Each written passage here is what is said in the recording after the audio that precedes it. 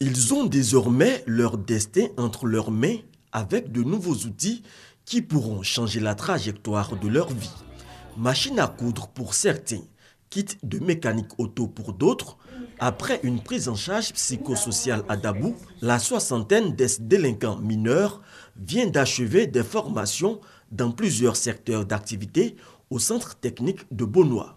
Le gouvernement, à travers la cellule de coordination de suivi et de réinsertion, donne ainsi une nouvelle chance à ces enfants. L'objectif était de créer pour ces enfants un environnement protégé où ils pourraient être encadrés et où du personnel spécialisé pourrait apporter une assistance afin qu'ils tournent le dos à la violence, la drogue, à l'abus de l'alcool.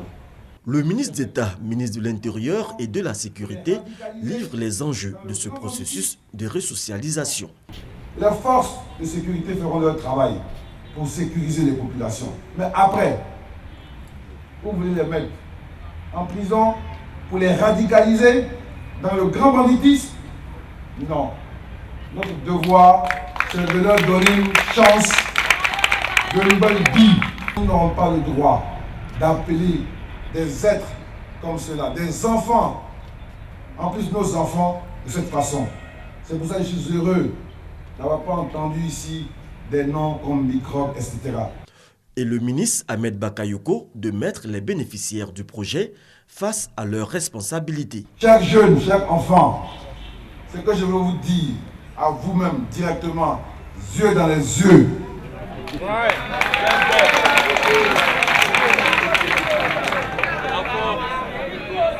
Ça a été difficile.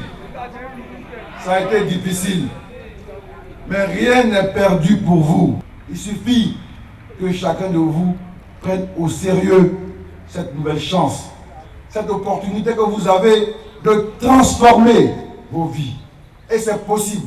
Un appel a par ailleurs été lancé aux parents des bénéficiaires. Dieu vous a redonné vos enfants. Vous aussi, il faut bien les tenir. Il faut les accompagner. Il faut les aider. Il ne faut pas les laisser. On sait que ça n'a pas été facile. Ce n'est pas de votre faute. Mais vous devez, comme eux aussi, vous engager. Les 63 ex-délinquants mineurs seront mis à la disposition de maîtres artisans pour des stages de longue durée. Le gouvernement s'est engagé à financer leur installation à la fin du processus.